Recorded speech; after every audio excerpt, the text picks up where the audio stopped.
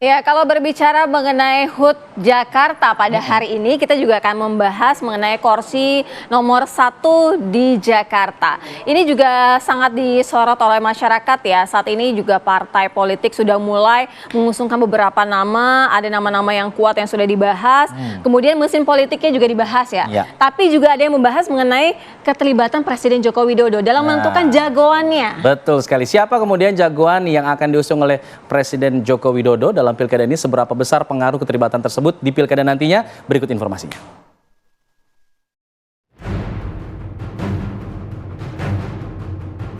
Spekulasi peran Presiden Joko Widodo dalam pencalonan tokoh di sejumlah daerah kini mencuat menjelang gelaran Pilkada 2024. Setelah sukses dalam pemilihan Presiden 2024 lalu, pengaruh Jokowi agaknya bakal menyebar ke pertarungan pemilihan kepala daerah 2024. Putra bungsu Jokowi, Kaisang Pangarep, yang juga Ketua Umum Partai Solidaritas Indonesia atau PSI, digadang-gadang maju di Pilkada 2024 pasca putusan Mahkamah Agung soal batas usia calon gubernur dan wakil gubernur. Kaisang pun santer bisa bertarung di Pilkada Jakarta. Lantas kemudian, partai mana yang bersedia menggaet Kaisang di Pilkada Jakarta? Sejauh ini partai yang berpeluang menjadi jalan Kaisang di Jakarta hanyalah Partai Golkar dan Gerindra. Usut punya usut, Kaisang dipasangkan mendampingi Ridwan Kamil yang berseragam Partai Golkar dengan dukungan penuh Partai Gerindra.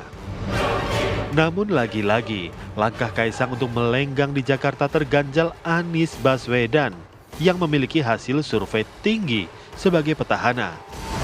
Bahkan saat ini sosok Anies juga mulai dilirik PDI Perjuangan yang menjadi rival di bursa pilkada.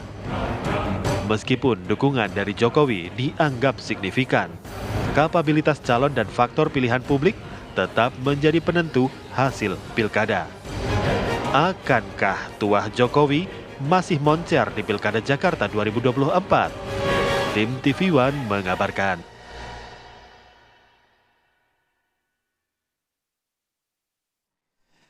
Ya, masuknya nama Kaisang Pangarep, Ketua Umum PSI dalam bursa Pilkada Jakarta ini menguatkan anggapan bahwa ada pengaruh lagi, ada cawe-cawe lagi dari Pak Presiden Joko Widodo dalam Pilkada Jakarta.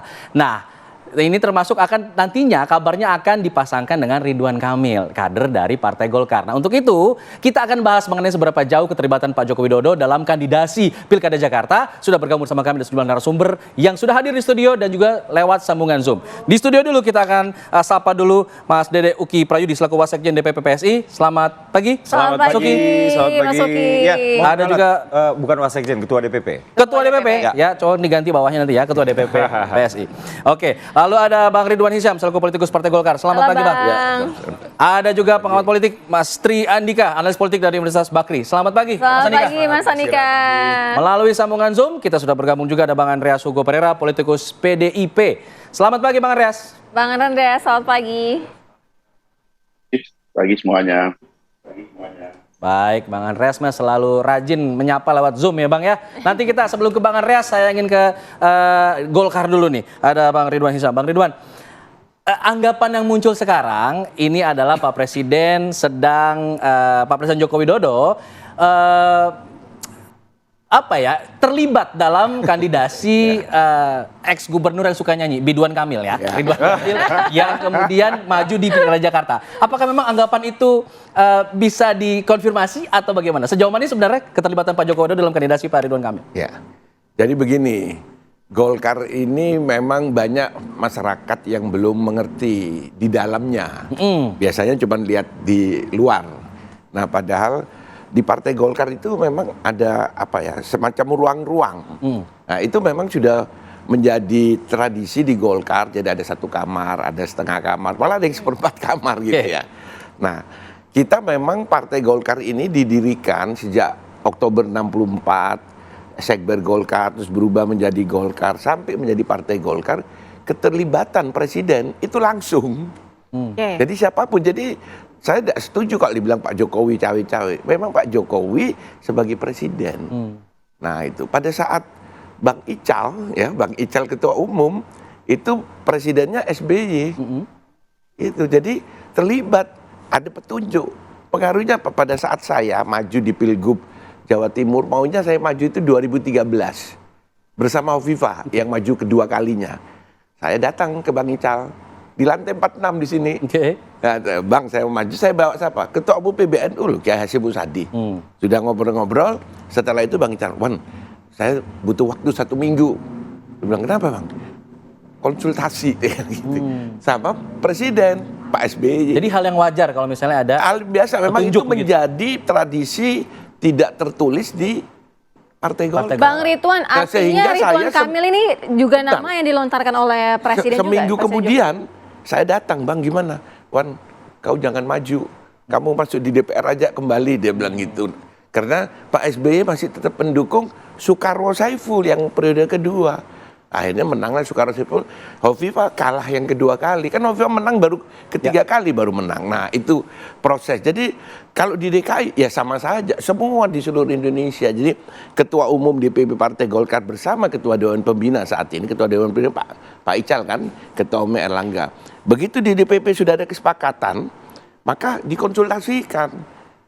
Bukan di Jakarta seluruhnya. Artinya Bang Ridwan bisa dikonfirmasi betul begitu, artinya nama Ridwan Kamil untuk bertarung di Pilkada Jakarta Itu juga betul. ada runutan dari masukan dari Presiden Joko Widodo. Begini, kalau itu kita mengeluarkan 2 rekomendasi. Bukan namanya surat tugas. Oke. Dikeluarkan sebelum pemilihan umum. Surat tugasnya itu kepada Ridwan Kamil dan ke siapa namanya? Sorry, kita punya 3 di sini. Oh, malah 3 justru. Ridwan Kamil, terus Ketua Jakarta Mas Zaki, Oke. sama Erwin Aksa. Oke. 3. Nah, Ridwan Kamil diberikan Jakarta dan Jawa Barat. Nah, itu yang saya bilang. 2 posisi. Jadi ada 2 posisi, disuruh kerja. Jadi mereka dalam rangka memenangkan Partai Golkar di pemilu Februari 2024, ya tadi mereka. Nah, nanti setelah melalui evaluasi, survei dan macam-macam, siapa yang tertinggi, itulah yang akan dikeluarkan rekomendasi. Oke. Tapi sejauh ini petunjuknya untuk maju di Jakarta apa di Jawa Barat dari Pak 2. Presiden Joko Widodo? Oh, kalau itu saya tidak tahu. Saya tidak tahu karena itu konsultasi antara Ketua Dewan Pembina Bang Ical sama Pak Erlangga dengan Presiden langsung. Oke. Nah, untuk kemudian nama Ridwan Kamil ini sekarang mulai dikait-kaitkan dengan Kaisang Pangarep yang mulai muncul di bursa Pilkada DKI Jakarta. Apakah memang nama Kaisang ini juga atas pengaruh dari Pak Presiden Joko Widodo atau memang murni dari PSI sendiri atau bagaimana, Mas Oki? Ya, kalau dari PSI sendiri sih sebenarnya kami belum pernah merencanakan, boro-boro merencanakan membahas juga belum pernah. Apalagi secara formil mendaftarkan nama ketum kami ke Des Pilkada kami, itu juga belum pernah. Tapi ketumnya yang ngomong sendiri, saya pengen disandingin sama Pak Anies. Ya. Tapi sekarang ngomongnya beda saya sama Pak Anies. Ini beda-beda nih. Nggak, ketika ditanyakan siap ya siap ya. Tapi kan begini, kita itu tidak mau melongkahi ya karena kan putusan MA ini belum menjadi PKPU. Gitu. Apabila misalnya ini kita berandai-andai ya, kita sudah membahasnya, merencanakannya, melakukan simulasi nama, membangun chemistry, simulasi konfigurasi partai politik dan lain-lain, tahu-tahu nggak menjadi PKPU, ini kan akhirnya akan menjadi usaha yang sia-sia.